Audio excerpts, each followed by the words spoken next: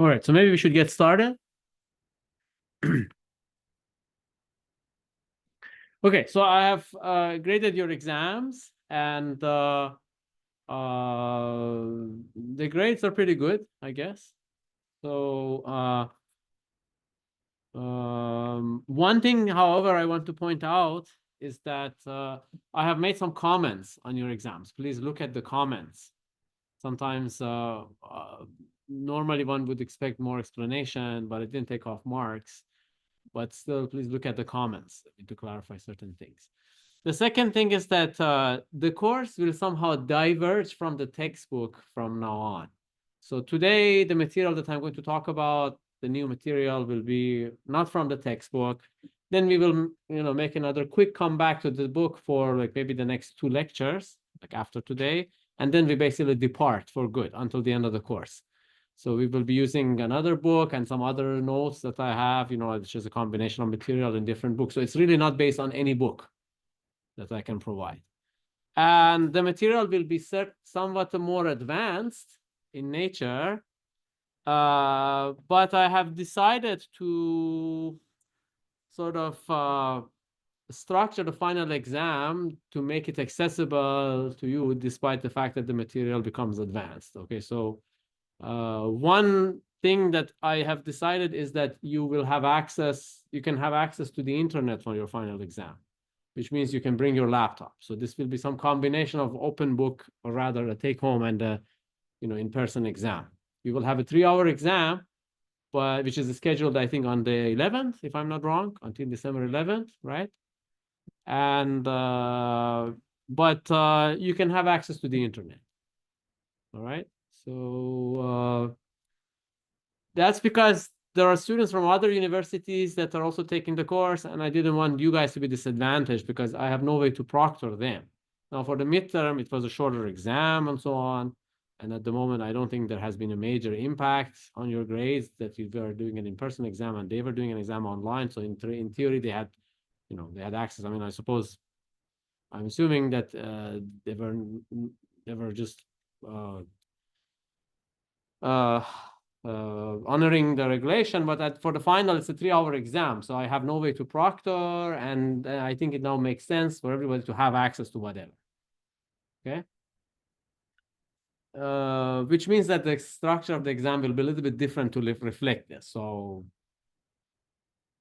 I probably will not have a lot of credit for definitions, okay? Because then you can always search the definitions in your notes, just like.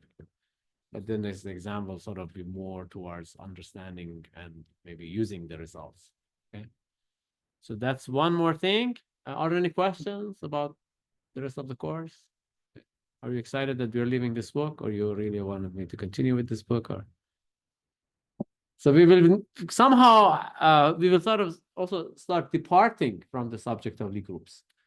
Okay, so in the sense that this is the quantization part of the course, which is connected to Lie groups, but it will not be specifically about groups, like Lie groups anymore. There will be first some Poisson structures coming in, and then after that, we will just leave and we will work with some associative algebras, which are supposed to be some kind of a quantum counterparts of the Lie groups that we've been working with. Okay. All right. So last time we were finishing the proof of the BCH formula.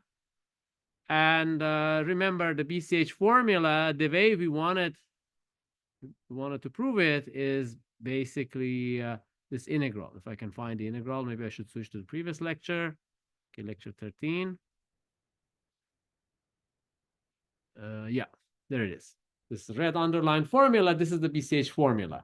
This is the formulation that we want to prove it. However, it has this other form, which is the series. Okay, so that's the sort of a more sort of a practical, the more useful form of the BCH formula, but we decided that we prove the first form. Okay. Any questions? All right. So now let's see how the proof went. So we kind of almost finished the proof, didn't quite finish it. So basically we were doing these steps. So we wanted to compute z such that e to the z is e to the x, e to the y, right? So that's really what that formula means. Okay. And this, oops, why is it not working properly today? Okay, to the, oops. Okay.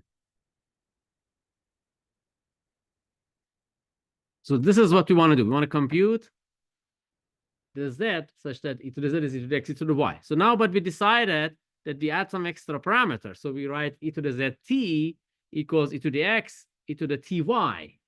And then for t equal to 1, z of 1 will be what we want in terms of x and y. But now we solve this for general zt, and then we specialize zt equal to 1. So this is going to actually be a good thing to do, all right? Even though it looks like we're adding some extra level of difficulty to the problem, but it actually simplifies life, okay? So now, well, after some manipulations, we expressed, well, we isolated yt on the right-hand side, so we wrote this in the following form, okay? And so from this, so from this, we were differentiating with respect to t equal to 0 to be able to write the derivative of e to the zt in terms of the other side, okay?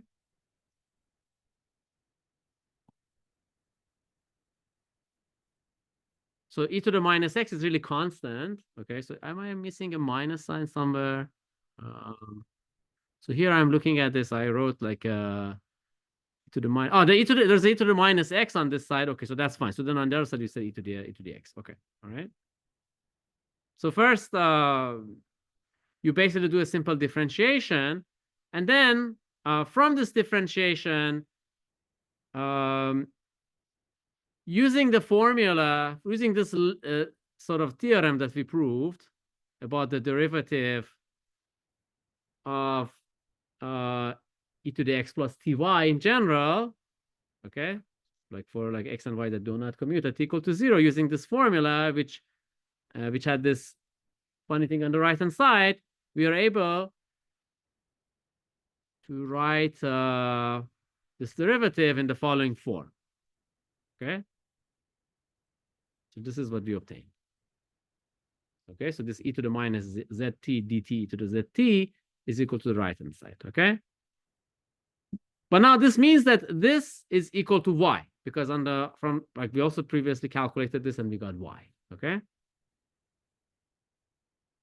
All right, and then, well, now, you know, a certain linear transformation applied to dz dt gives you y. So dz dt is just that linear transformation inverse times y. And why is this transformation invertible? That's because it has a power series. You know, this is like, so I wrote this last time, e to the minus 1 minus e to the minus zt divided by z should be thought of as a certain series. Okay, so it's the series which I can, if I can find, maybe it was in the previous lecture, but so the point is that, the point is the following. So maybe I just write it here. I mean, since I can't find it, I can tell you what I meant.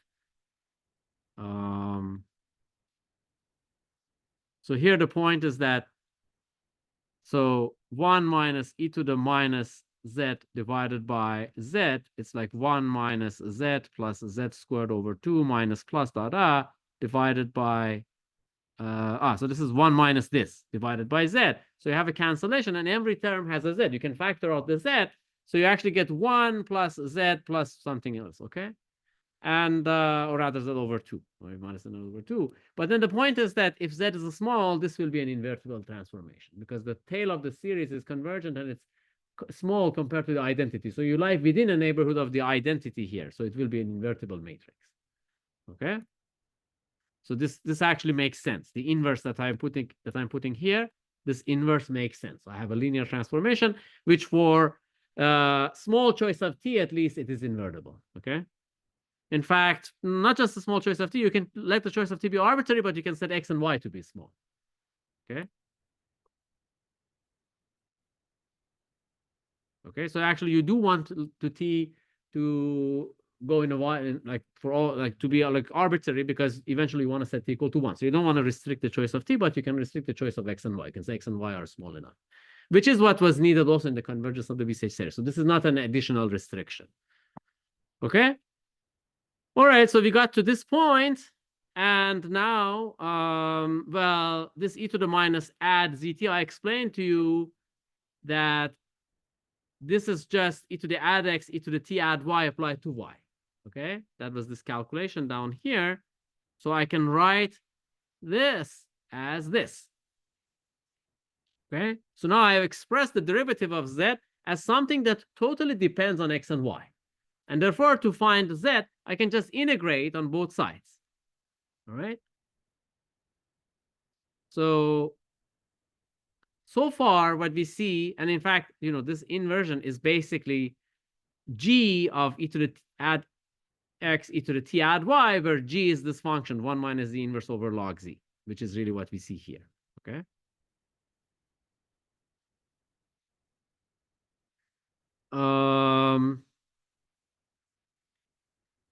Okay. So now, so basically then, the derivative of z is g of this quantity. All right. And now, what I'm interested in is z of 1. That will give me the BCH series. It's then z of 0 plus the integral over this quantity. All right. Now, how do I deal with this integral? How do I now get the formula for this? Well, that's already, by the way, this is this is in principle the BCH series that we wanted, because well, what is z of 0? Z of 0, I think, is just 0, because when we come back to here, z of 0 is actually x. Sorry, it's not 0, it's x. Because z of 0 comes from e to the z of 0 equals e to the x e to the ty, where t is 0. So it's just e to the x. So z of 0 we can set equal to x. And therefore, z of 1, which is log of e to the x e to the y, equals x plus whatever you have here. So this already proves the BCH theorem. But now to explain to you how we get that formal series for z in terms of brackets of x and y, well, all we need to do is we need to just plug in this e to the add x e to the t add y into this function g, right? So now, so g has a Taylor series. So g is just this function up here, and the Taylor series of g. So maybe I should write now on the new page, because this material I've already posted. So I'll just continue on a new slide. All right, so let me just create a new page.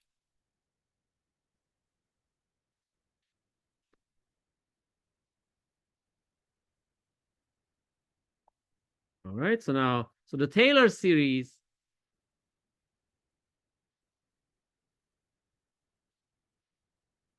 for g is like 1 plus z minus 1 divided by 2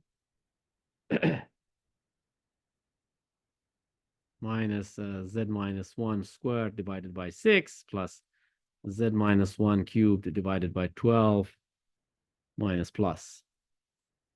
So you already see those 1 over 12 coefficients that were in the BCH series, the commutator series. You know, they also already show up here, okay? And now what you need to do is you need to compute g of e to the add x, e to the t add y, okay? Which means you have to plug in this operator into this series, okay? And then you actually have to deal with terms which look like e to the t, I'm sorry, e to the add x, e to the t add y minus 1 to the power k, okay? With some coefficient. But now what you can do, you can express the base of this exponentiation. You can express this e to the add x, e to the t add y as, well, first you write the series for e to the t add x, e to the add x. This is just 1 plus add x squared over 2 plus add x cubed over 3 factorial, which is 6, multiplied by the other series for e to the t add y. So you get 1 plus t add y plus t squared over 2 add y squared, and so on and so forth. And by the way, don't forget that you have to apply this to y eventually, right? So you have to apply this to y, all right? But let's see what happens. So now when you compose this, you just get some compositions of the adds, right? So what you end up with from this is 1. Right. But actually, so there's a -1 in this series all the time. So you have, if you do -1, so you have to subtract the 1 here. All right. So this 1 goes away. And now you expand. So you just get, so this like 1 multiplied by the t add y will give you t add y, and the add x multiplied by 1 will give you an add x. So you get basically add x plus t add y plus t add x add y multiplied, obtained by this product, plus you get add x squared divided by 2, which is obtained by this one multiplied by the 1, plus then t squared add y add y squared divided by 2, and so on and so forth, a whole bunch of other terms. Okay. And now the point is that you wanted to integrate. Remember, you wanted to integrate between 0 and 1 dt. So now it's simple. You just have a power series. You have to integrate the power series term by term, because each term will look like some t to the power k times some linear transformation, which is a composition of these adds, some add x's and some add y's. Okay. And if you wanted some approximation of your PCH series, you could just take all the terms which show up to some power of k, let's say up to t cubed. You can only integrate them and throw away all the other terms, and that will give you an approximation of the PCH series, just finitely many terms. Okay, so this is how you proceed to obtain the power series form. Okay, so is it clear? That's all I wanted to say to complete the argument for the BCH series. And now I want to talk about something else. So if there are any questions about the BCH series, the argument, that's the right time to ask.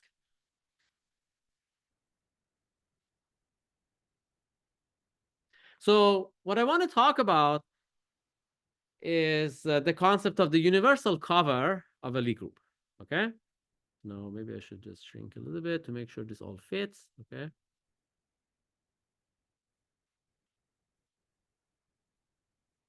So remember that if you have a Lie group, a Lie algebra homomorphism from a Lie algebra G to a Lie algebra H. Oops. How do I get all this extra stuff on my page? So you have a Lie algebra homomorphism, and you have corresponding Lie groups, which are related by the exponential maps. Well, you do not always have a map at the group level, which after differentiation gives you the Lie algebra map. If you have one, it's unique, but you do not always have that. Okay, and we have seen examples. But we know a sufficient condition for the existence, and that condition is on G. And what is the condition? So when can we, what condition on G guarantees that we can always lift this Lie algebra map to the group level, to a Lie group homomorphism? That's right. So G is simply connected, right? So now the natural question is, given a Lie algebra, do we always have a simply connected Lie algebra, simply connected Lie group associated to that? Okay. And this is one of Lie's theorems. The answer is actually yes. Such a Lie group doesn't have to be a matrix Lie group, though. Okay. But in order to build a theory towards that theorem, which we are going to eventually somehow prove, well, with modulo some caveats, in order to build a theory, we need to first talk about the concept of the universal covering, okay, and relate this simply connectedness to some algebraic property of this cover. Okay, so here's the definition.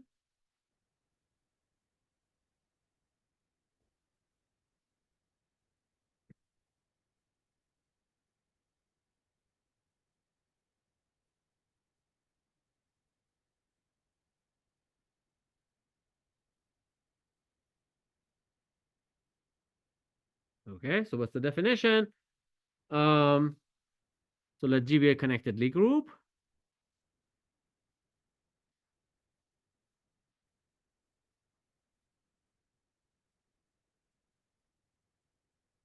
Now in universal cover,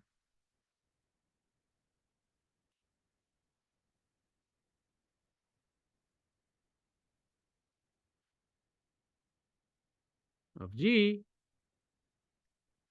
is a simply connected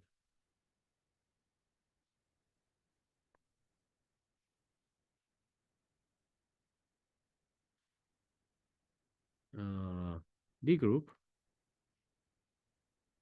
Remember, simply connected means any loop can be shrunk and is also connected. So it's a simply connected Lie group G tilde together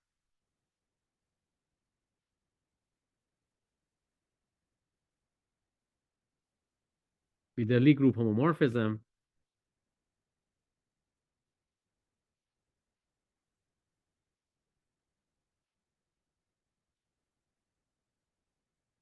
like phi going from G tilde into G such that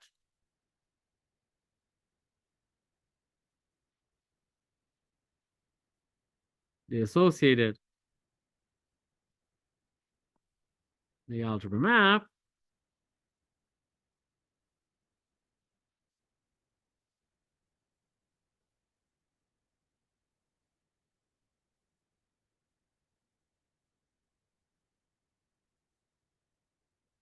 which we chose to denote by a phi underline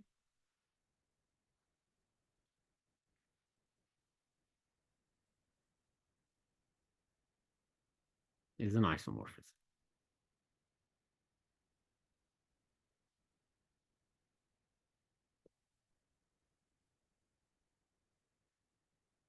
Okay. And if G tilde exists, the covering map, so the map phi is called the covering map.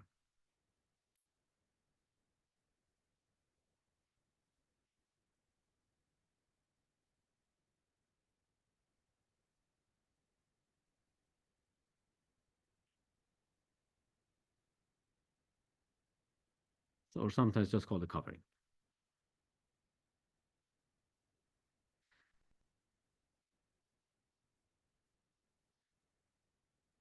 Okay. So now the book does something which I don't like, and the book sticks in the word matrix here. So the book says a universal cover of G is a simply connected matrix Lie group such and such.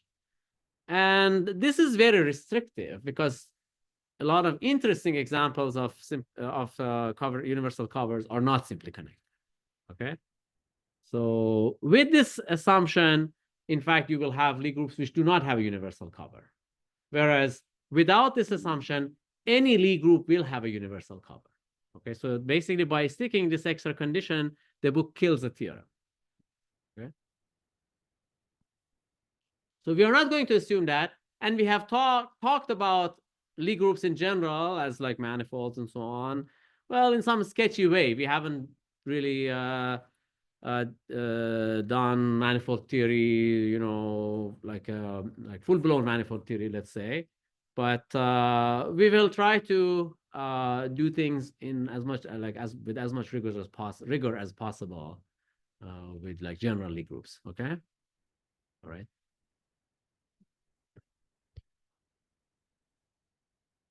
All right. So now let's first look at some examples.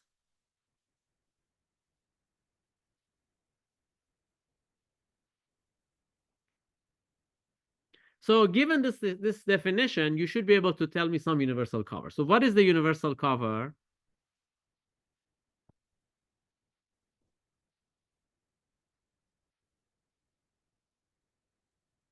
of the circle group? Remember, S1 basically is the set of matrices of the form. I mean, you can do this even like in 1-by-1 matrices, but if that is confusing, I do 2-by-2 matrices. The set of 2-by-2 matrices, which are diagonal of the form e to the I theta 0, 0, 1 for theta in R. Okay, so that's the subgroup of GL2C. It's a matrix Lie group. Okay, now does it have a universal cover? What is that universal cover?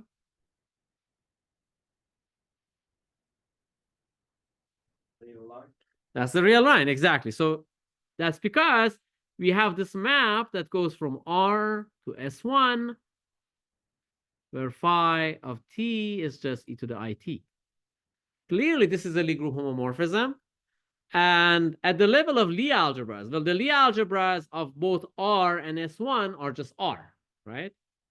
So phi underline goes from R to R. And, well, what is an explicit formula for phi underline?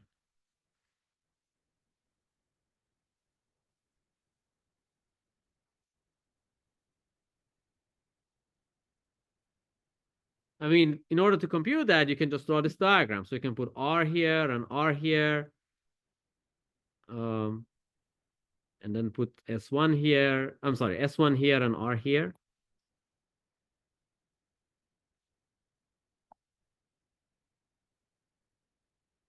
Okay. So here, this map is the map that takes theta to e to the I theta for any theta. What is this exponential map? You tell me what it is.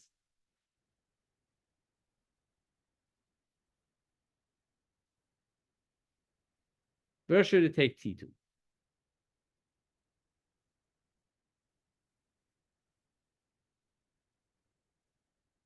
Should it take it to e to the t?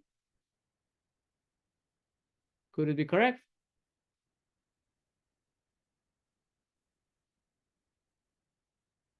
What's the problem with this one?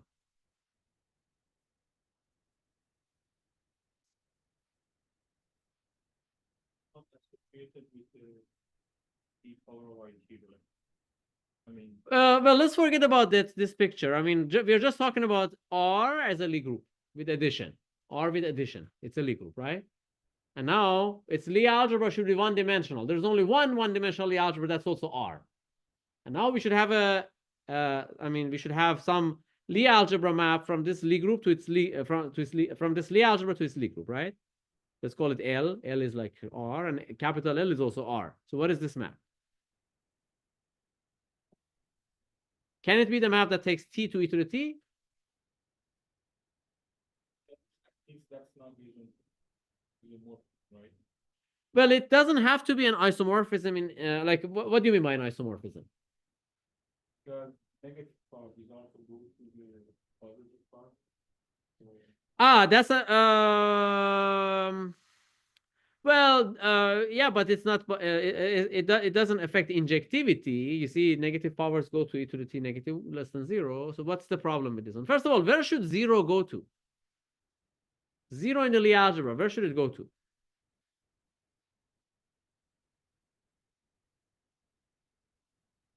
Yeah, to the identity. Okay, what is the identity here? Is it 1? The number 1, is it the identity of R with addition? No, it's, what is it then? Huh? It's 0. So 0 should go to 0. So this map is not going to do that.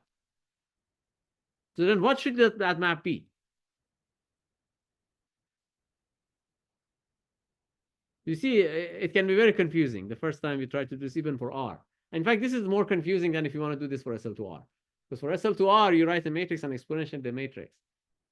It's easier to work with that than just with something one-dimensional. But I mean, so then what should it be? The identity map. Yes, that's right. So T actually goes to T, surprisingly. So why is that so?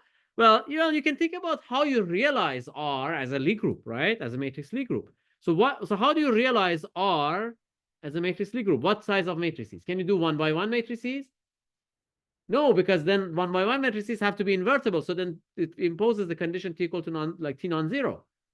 So then you should go to 2-by-2. So how do you write R as, so could I write T001? Well, again, no, because this needs T to be non-zero. So then what matrices should I write?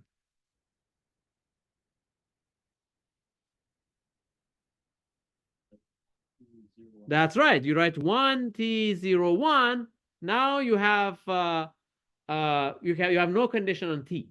And multiplication of these two, 1S01, will give you 1S plus T01.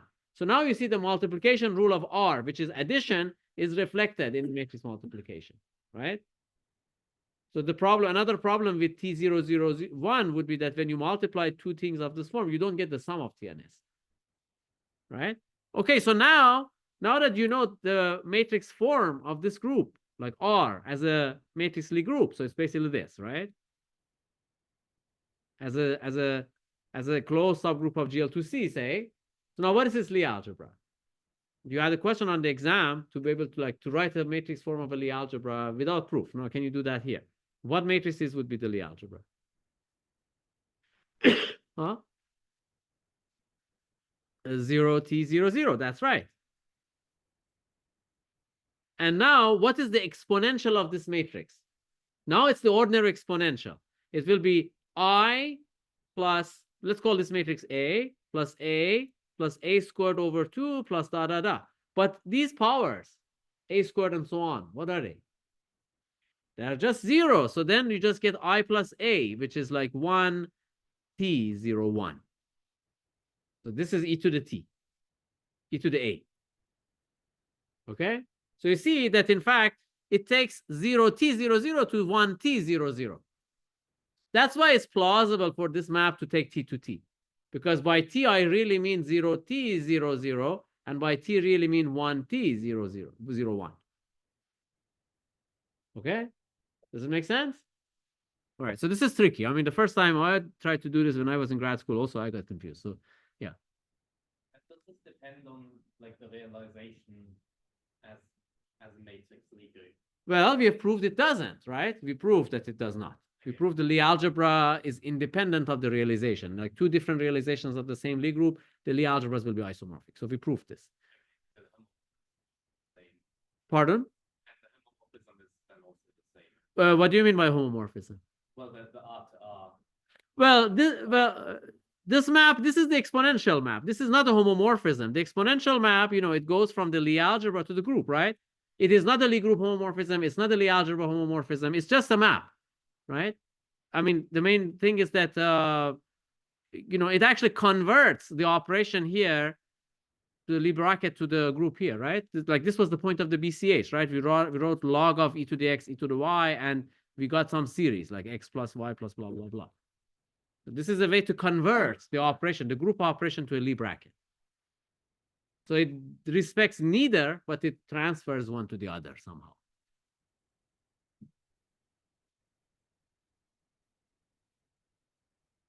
Okay, so now back to this question. Let me erase all of this.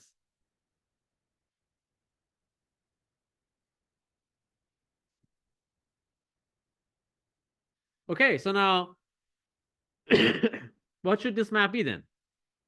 Well, we were trying to write this, draw this diagram. So we have R, S1, and here R again. So this one takes theta to e to the I theta. And this is the map that takes T to e to the IT, right? That's the map that I'm giving you. And at the level of Lie algebras, this is the map that takes T to T. So then where does T go?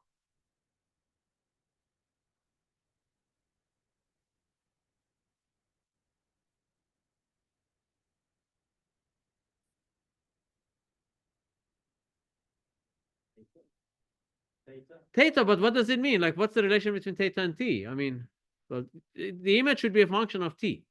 So this is phi underline. What is phi underline of T? It is, what is it in terms of T? Almost, it's IT. Because if it goes to T, then this exponential maps, I mean, because here you see, wait a minute, did I make a mistake? Yeah, it's actually T. Okay, you're right. Okay, so I was thinking it's IT, but it's actually T. Okay, so I mean, T goes to T, and then by this map, it goes to e to the IT, which is the same thing as if you do it this way. Okay? So therefore, this phi underline T is T, and therefore it's an isomorphism between the two Lie algebras.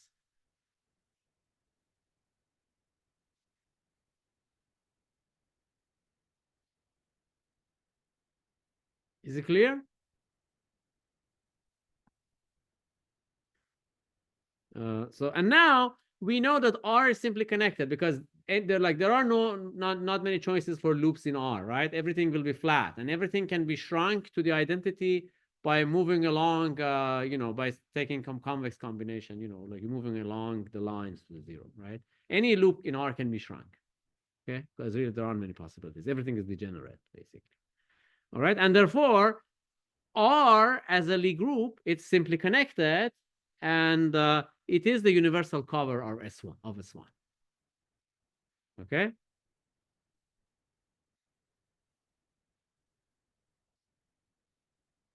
So the Lie group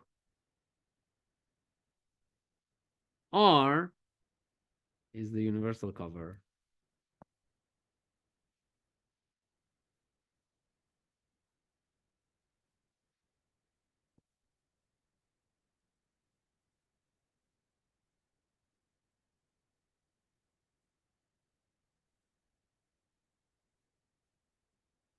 Okay, so is it clear? It's some simple but fundamental fact. I'm going to use this fact also a bit later, but so is it clear what I mean by this? Okay, so the groups have isomorphic Lie algebras, but this phi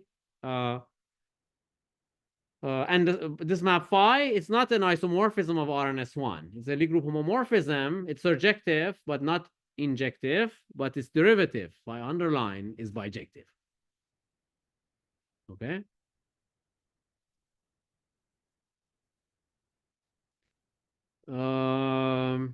Let's look at another example.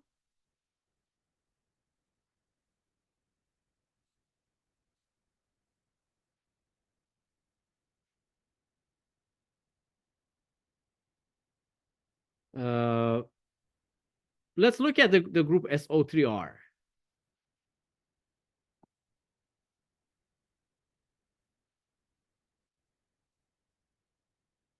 So what is the universal cover of SO3R? We have discussed this before in a different form.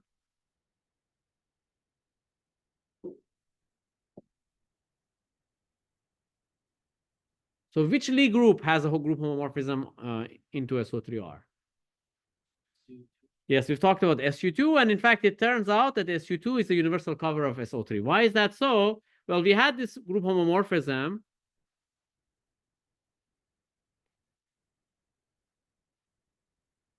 Let's call it capital phi. Then from this, we obtain this phi underline that goes from the Lie algebra SU2 to the Lie group, to the Lie algebra SO3R. And what did we show about this map?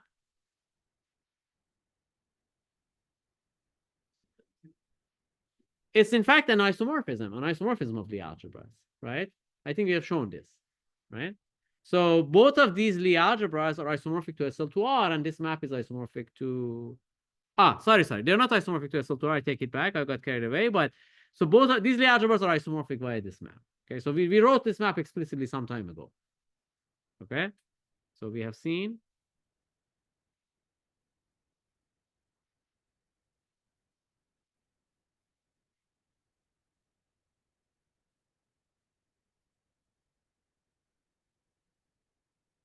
also we have seen that SU2 is simply connected. This was long time ago, because SU2 was the group of unit quaternions. One way that's like, or another way we talked about this is like SU2 can be identified with the sphere, the unit sphere in R3, in R4, the three-dimensional sphere in R4.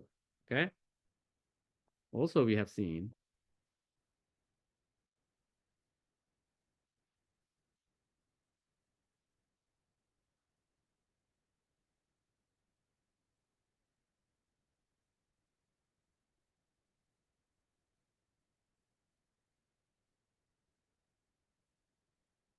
hence SU2 is the universal cover of SO3R.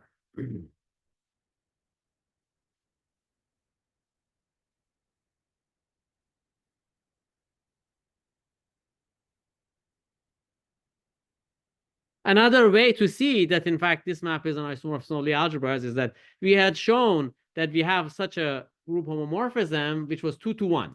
The kernel was plus minus 1. Now, the Lie algebra of kernel is the kernel of the Lie algebra map. Okay? But the Lie algebra of kernel is trivial because the kernel is two-dimensional. It's just a finite subgroup. The connected component of identity is just a trivial group, so the Lie algebra will be trivial, like the Lie algebra of that kernel. Okay, is it clear? Everybody following me? Good. All right. Okay. Now, what about, say, SL2C?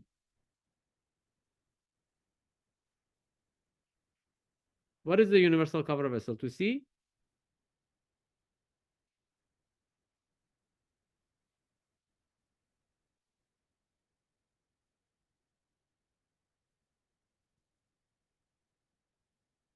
What do you think it is?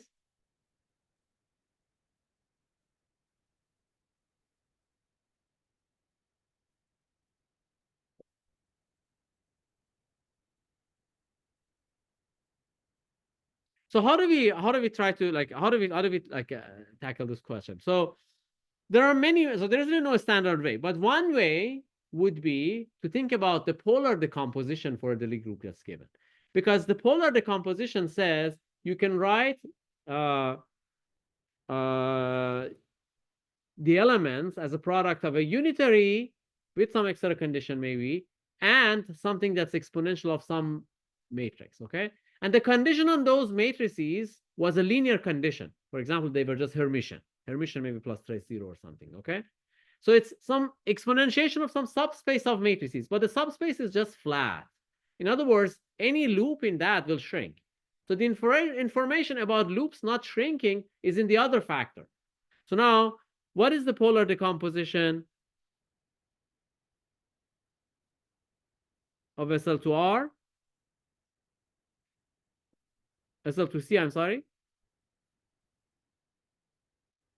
So it would be SU2. So if you write, okay, so if you write something, so if you write something, and if you take something in SL2C, then you can write it as U e to the P, where U is in SU2, right? And P equals P star, and the trace of P is 0. Right? So you have to just impose so the conditions from the universal, from the polar decomposition of GL2C on the matrices that you get. Right? This is good? Right? So now, well, this part, the e to the p part, is the exponential of Hermitian matrices with trace 0. This is the linear condition. Matrices that satisfy this condition form a subspace of all the matrices. Okay? So this is a subspace, like a linear subspace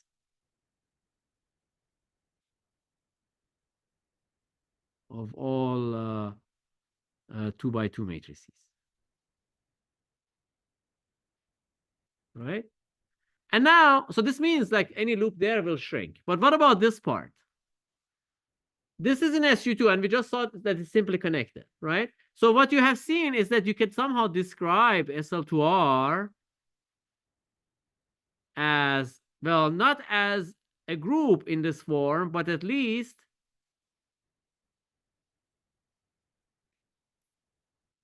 as a space in this form. Okay, that decomposition, you can basically map A to this ordered pair UP. U will be in SU2, and P will be in this vector space, okay?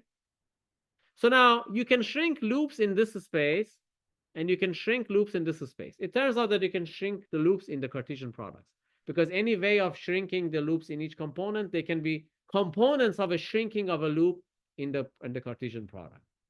I mean, for those of you who had the algebraic topology with me, this is a restatement of saying that if x and y are simply connected, then x cross y is simply connected. The fundamental group of x cross y is the same as fundamental group of x times fundamental group of y. Okay, so that means that SL2C is simply connected. Therefore, it is its own universal cover.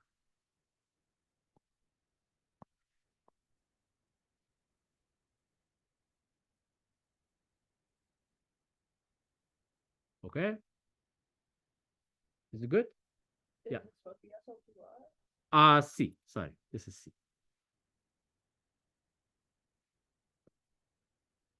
Okay, thank you. All right, any questions so far? But now, what about SL2R?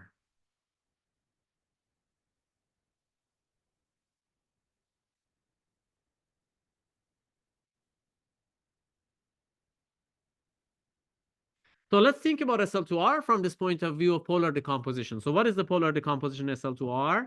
You can write any element in SL2R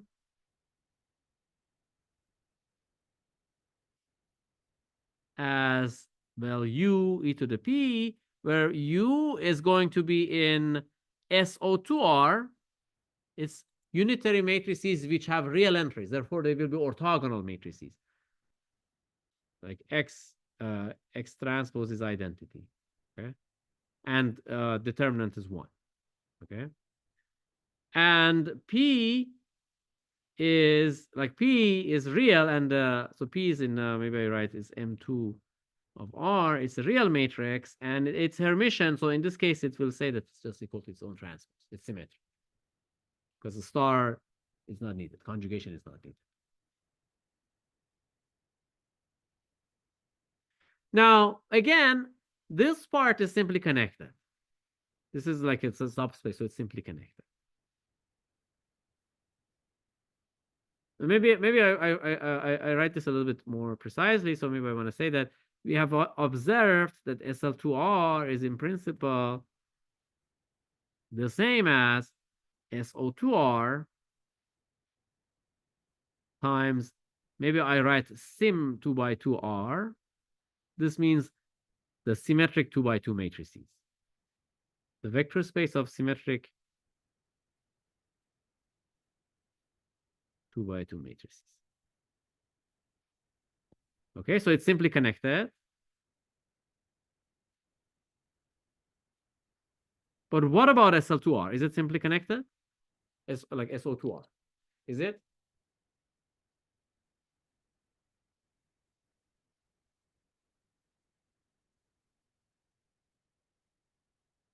So how does SO2R look like?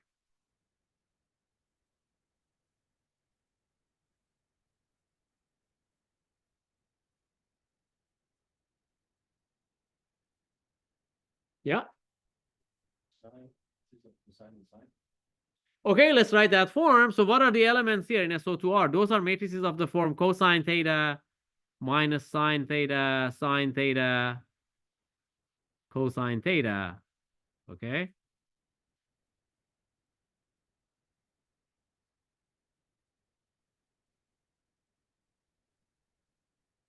But of course, I don't need all the real numbers. It's enough to say that theta is between 0 and 2 pi, right? Because then like sine and cosine are periodic. Oops, what did I do here? All right, okay.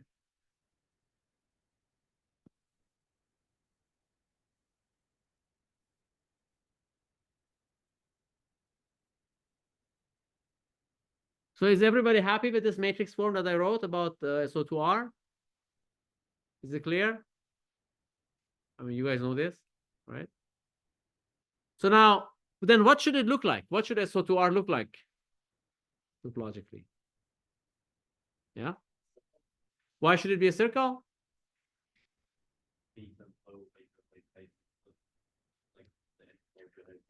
That's right. You could say that we have this map that takes, like, you can also have this map.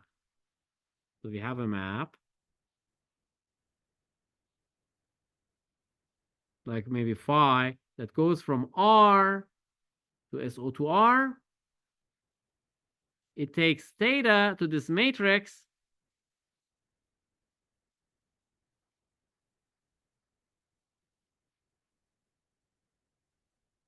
And in fact, this is a group homomorphism. So this is a Lie group homomorphism.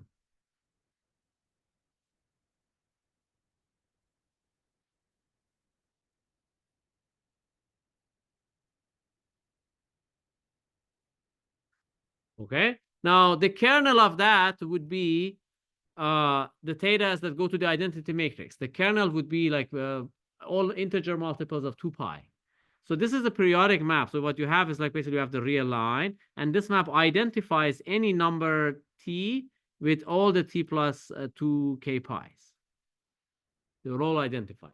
In particular, an interval of length 2 pi is identified, like its two endpoints are identified, but the points in the middle are not identified with anything.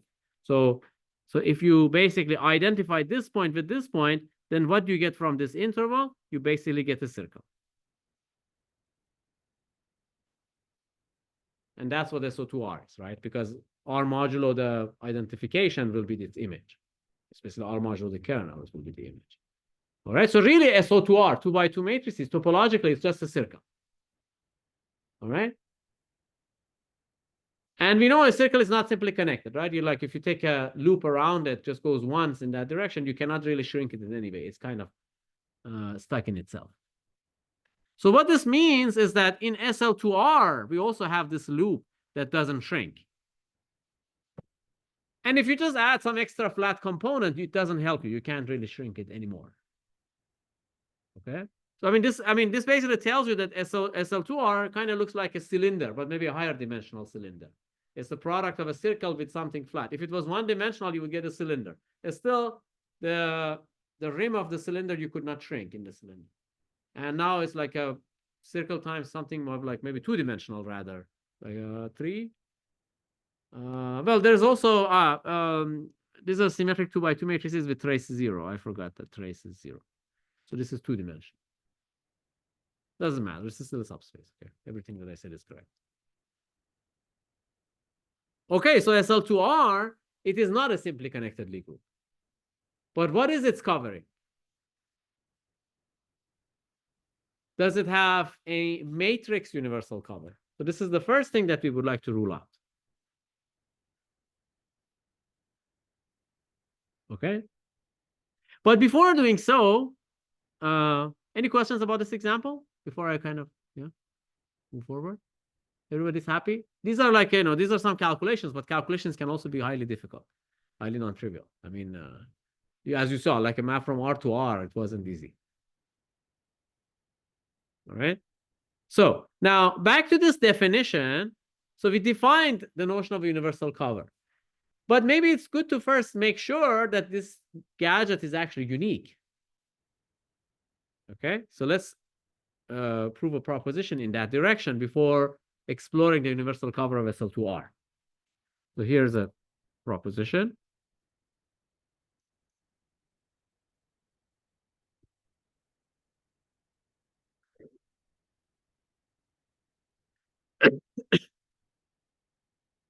And before I state it, I want to say that this proposition is an example of a common phenomenon in mathematics. When you define some universal object, you expect some uniqueness in a sort of a canonical way. This is usually called unique up to unique isomorphism.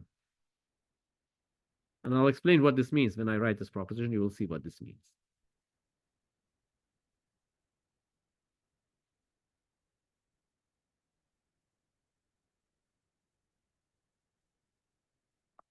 So you hear this unique up to unique isomorphism a lot when you talk about universal objects or free objects or whatever. Okay, so what is the assertion in this context? Let G be a connected Lie group.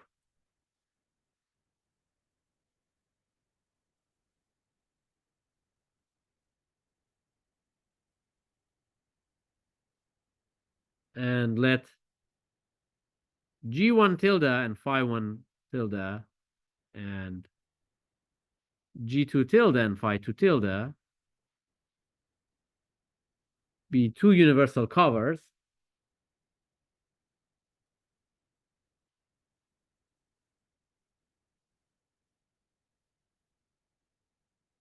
of G.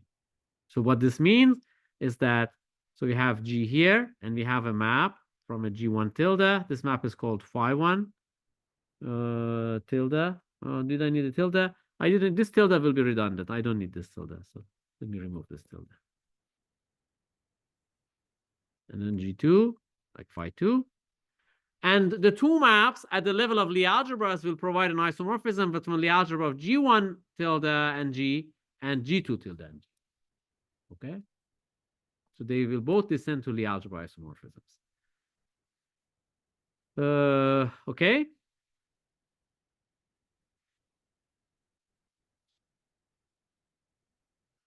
Now, what is the claim? So then there exists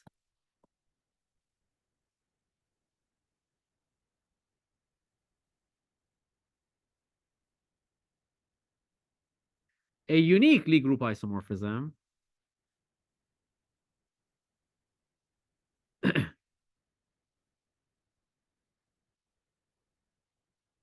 let's call it psi, that goes from G1 tilde to G2 tilde,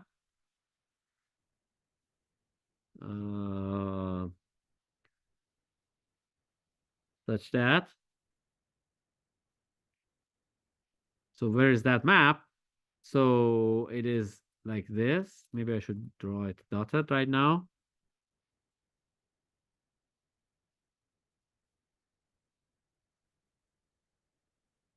So we would like this map to connect phi 1 and phi 2. So basically, we would like that phi to compose with psi is phi 1.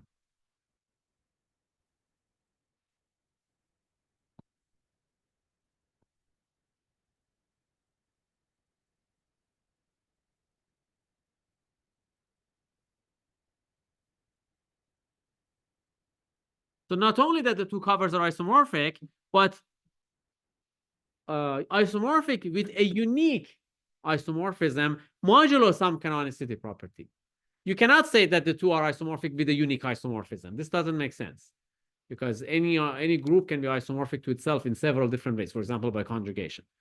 But the property is that the isomorphism should connect phi 1 and phi 2, the covering maps. With this extra condition, there is a unique such isomorphism.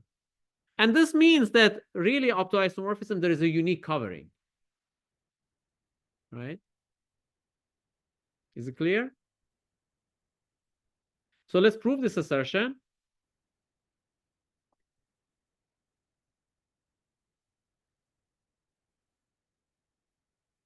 So how do we prove this assertion? Um,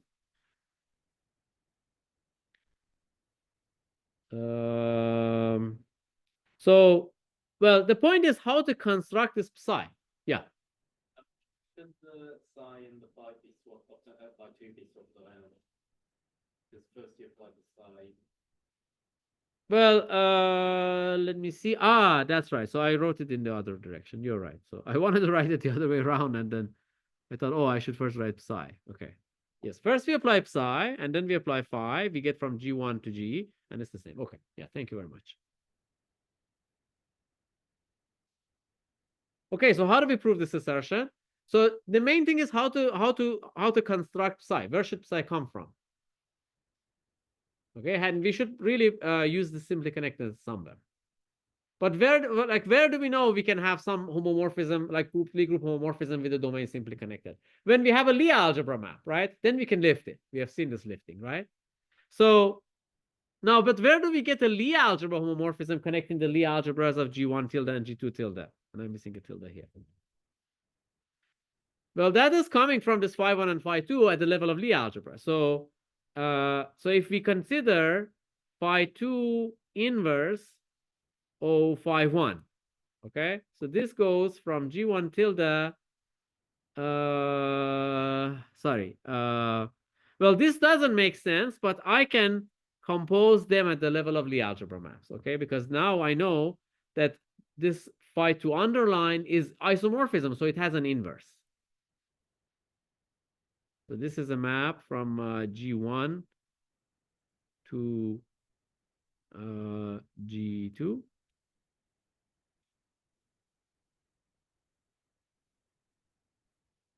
So I just add this to make it clear. So this is like phi. I think I wrote it incorrectly. No, maybe no. Maybe that's fine. Okay, so this is G1. This is phi 1, and this is phi 2 inverse. So this is underline phi 1. Okay.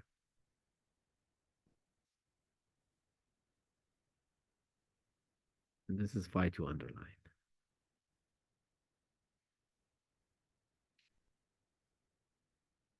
inverse. Okay, so phi 1 underline goes from G1 to G because phi 1 goes from G1 to G. So this G1. So maybe I just write here. So G1 is the Lie algebra of G1. G2 is the Lie algebra of G2. Okay, and then phi 2 underline goes from G2 to G, so I'm considering its inverse, which makes sense because it's an isomorphism of Lie algebras. I couldn't do this without the underlines because there is no map from capital G to capital G2 tilde, at least so far. Okay, we don't know if this phi 2 is an isomorphism. It is just a Lie group homomorphism. And typically it is not an isomorphism. It is something to 1, k to 1, for some k being the number of sheets of the covering, so to speak.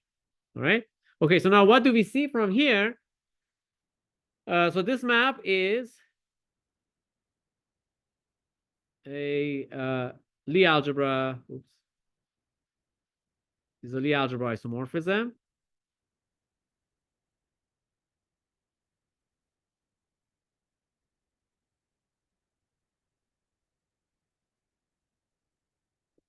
Okay, and therefore there should be a unique map.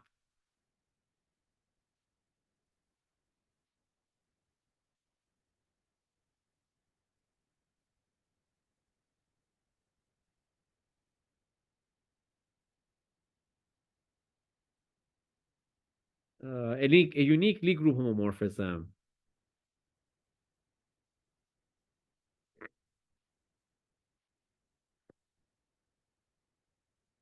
Like phi that goes from G1 tilde to G2 tilde such that the derived map is just this phi 2 inverse phi 1.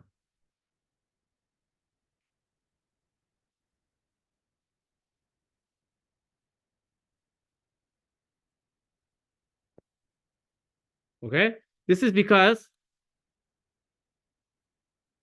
G1 tilde is simply connected.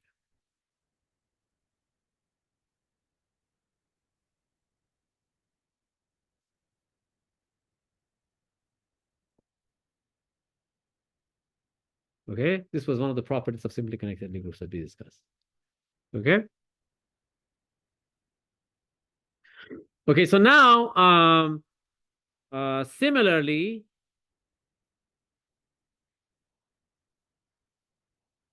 we have some psi. This time it goes by switching the role of G2 and G1. We also get another Lie group homomorphism the other way around. We still do not know if they are Lie group, they're isomorphisms.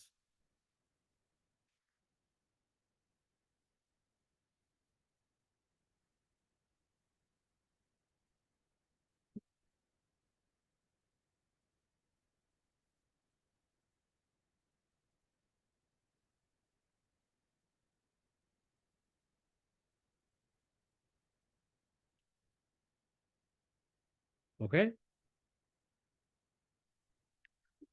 So now, what can we say about the composition of these two guys? So if I look at phi O psi, and I look at the derived map, it is phi underline O psi underline. And what is a phi underline? Well, I just look at it. So it's like a phi 2 underline inverse, phi 1 underline. And what is psi underline? This is phi 1 underline composed with phi 2 underline. Okay, and now the good thing is that I have cancellations. These two guys, I'm missing a minus. I'm missing a minus here, sorry. Right? So these two guys cancel. They will give me the identity map. And after that, the outer ones will also cancel.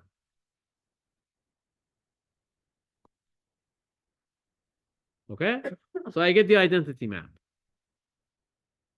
This is going to be the identity map on G2.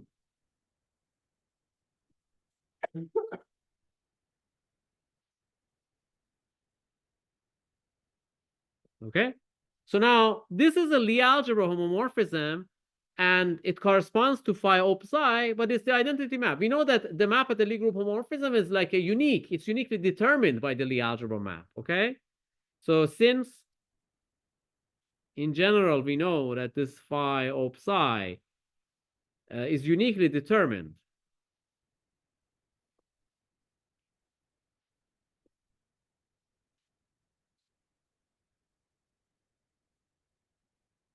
by its corresponding Lie algebra map, and clearly the identity at the level of G2 will correspond to the identity at the level of groups G2 tilde, right? The group G2 tilde. So by this uniqueness, it follows that phi op psi is the identity of G2 tilde. Okay? And similarly, by switching the role of G1 and G2, because everything we did was symmetric, psi or phi is also the identity of G1 tilde. So from these two relations, it's clear that phi and psi are isomorphisms.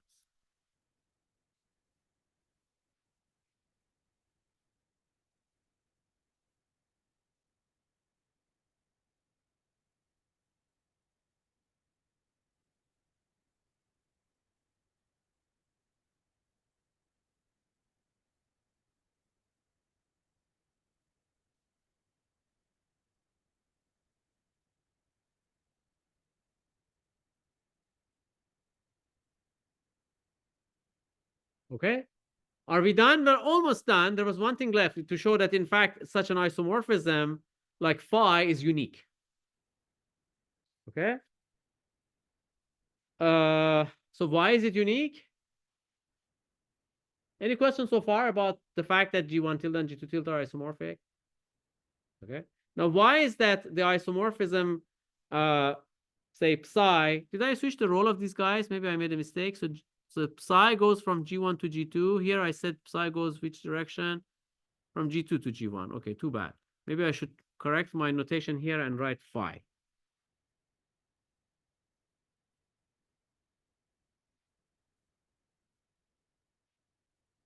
And so here, then I should write phi. And here I should write phi.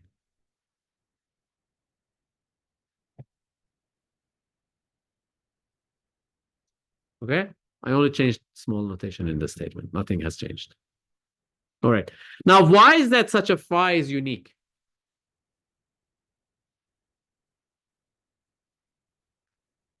Because if it exists, its derived map should be just this this map that goes first phi1 underline, then phi2 inverse. But then this means that phi is a group homomorphism with a given derived map, so it is unique. Okay, so uniqueness of phi and psi.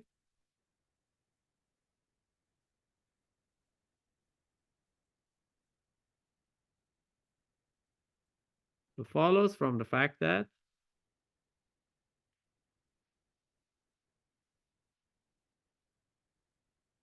phi is the unique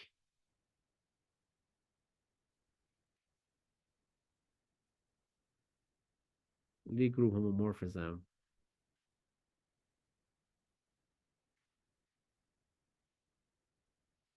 that corresponds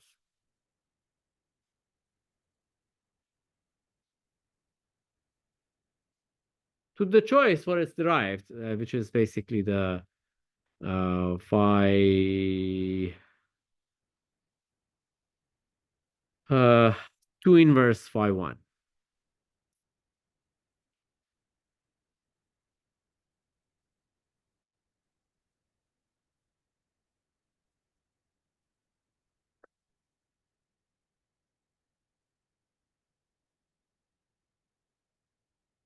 All is good so far?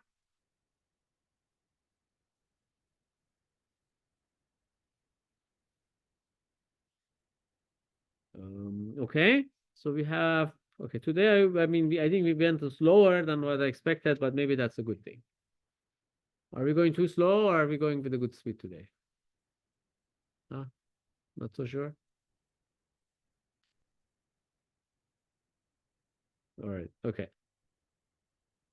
So All right, so now, okay, so we just learned that really the universal cover, if it exists, it should be unique up to unique isomorphism. And later on, we will show its existence. But let's look at this example. In the case of SL2R, let's see what happens. So first, some negative result. So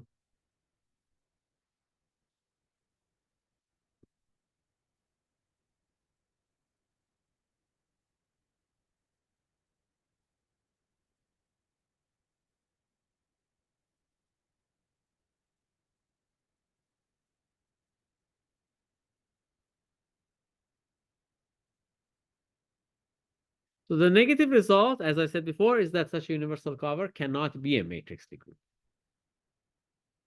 Okay, what is the point? So let me, okay, so what is, but let me, okay, so we have, I mean, like, I don't know, 4 minutes technically. So let me explain the idea and then I'll give the complete proof next time. What is the idea? The idea is that we have this Lie group G, which is SL2R, which is not simply connected.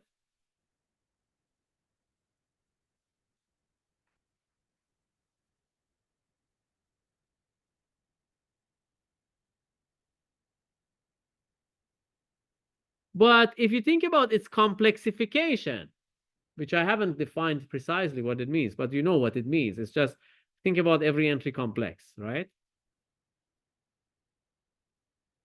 Then we just saw that this is simply connected.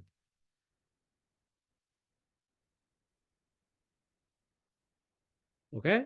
So now, if there was some matrix Lie group like G tilde,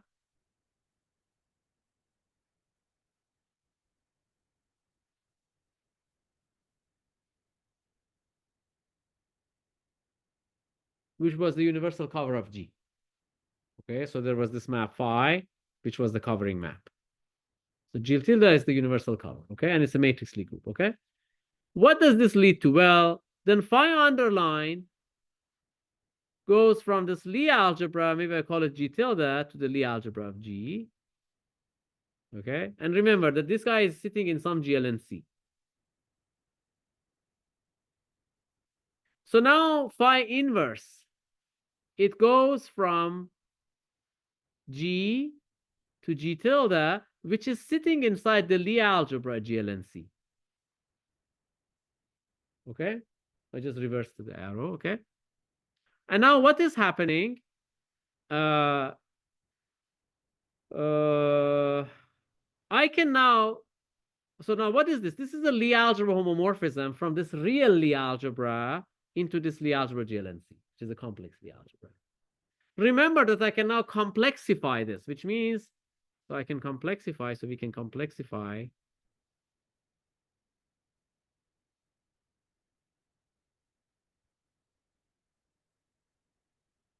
Which means that I define this phi underline, or rather I extend this to a map from GC, this complexification, into GLNC. How do I do that? Remember, the complexification was just G plus square root of minus 1G. So I map X plus square root minus 1G minus 1Y to phi underline inverse X plus square root minus 1 phi underline inverse Y. Okay, so I can do this, right? And then this is the Lie algebra of the simply connected GC. Okay, and now phi underline inverse corresponds to some map going from maybe I write capital phi that goes from GC into GLNC. Okay, and now I can now restrict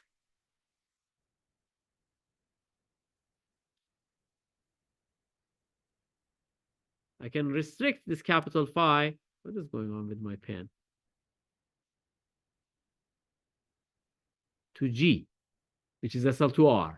So this will give me some map from G into GLNC.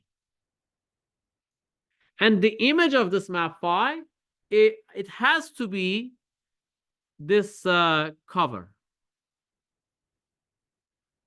So this phi, this capital phi now goes in this direction.